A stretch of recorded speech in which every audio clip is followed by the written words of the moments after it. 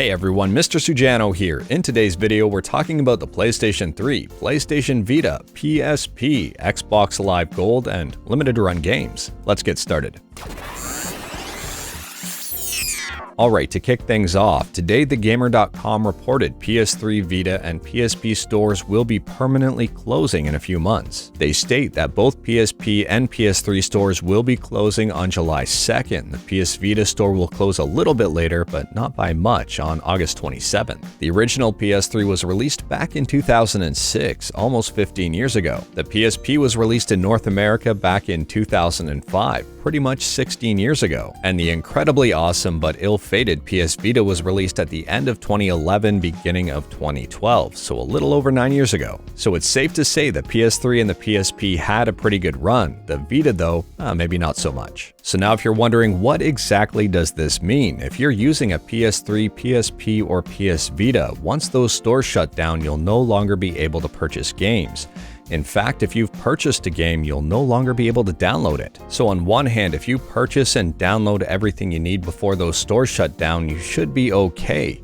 But on the other hand, if you ever need to re-download anything, including game updates and DLC, you'll be out of luck. Also, if you have physical games that require updates or patches or DLC, make sure to download those before the store closes, or else you'll be out of luck. And this brings up a very interesting point in the whole physical versus digital debate, one video I might do in the near future. But basically, at a high level here, a lot of people are saying, hey, this is why we buy physical media. We don't have to worry when something happens to the digital storefront. And that logic is a little bit flawed. Yeah, it's not an issue if the entire game is on a disc. If that game doesn't have any patches or DLC you have to worry about, everything is on that disc, then you're fine. But if you have a game that requires updates or DLC or anything like that, if you buy that game after the stores are closed and you need to download that stuff, well, you're kind of screwed. It's kind of a worthless piece of plastic. So basically, the store shutting down is a lose-lose situation. It's a lose for digital gamers, it's a lose for physical gamers. The only people it really doesn't affect too much at all are people who emulate. Next up in the news, rest in peace Xbox Live Gold. It no longer exists, but that's not necessarily a bad thing.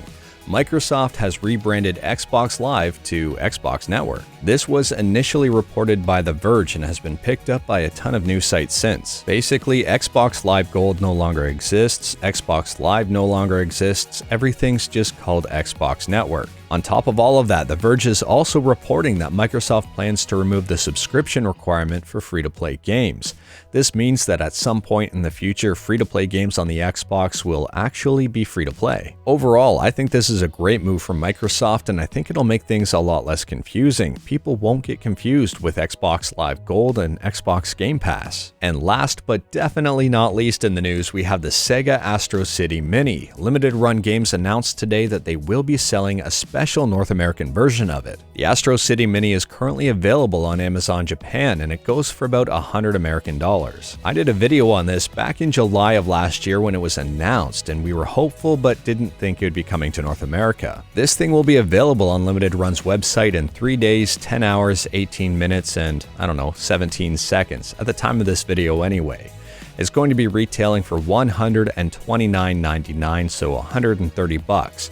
And there are only 3,500 units available, so expect a lot of these to be scalped. In the past, Limited Run has done a pretty good job at combating scalpers, but there is something here that's a little bit concerning. It says, please note, there is no purchase limit on this item.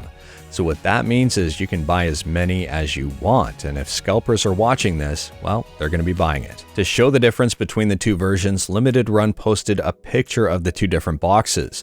On the right here, this is the Japanese release, and on the left side is the North American release. You can see the English on the box. At some point earlier on today, I screenshotted a tweet where Limited Run Games said they would be English versions of the game.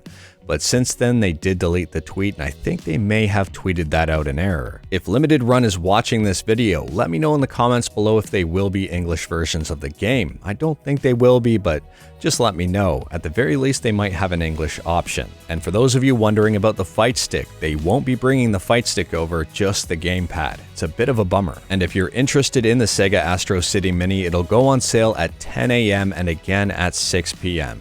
So if you miss out on the 10 a.m. sale, maybe you can get in on the 6 p.m. sale. But anyways, that is all I've got for today. Let me know your thoughts on pretty much anything I talked about today, as well as anything else you want me to know in the comments below.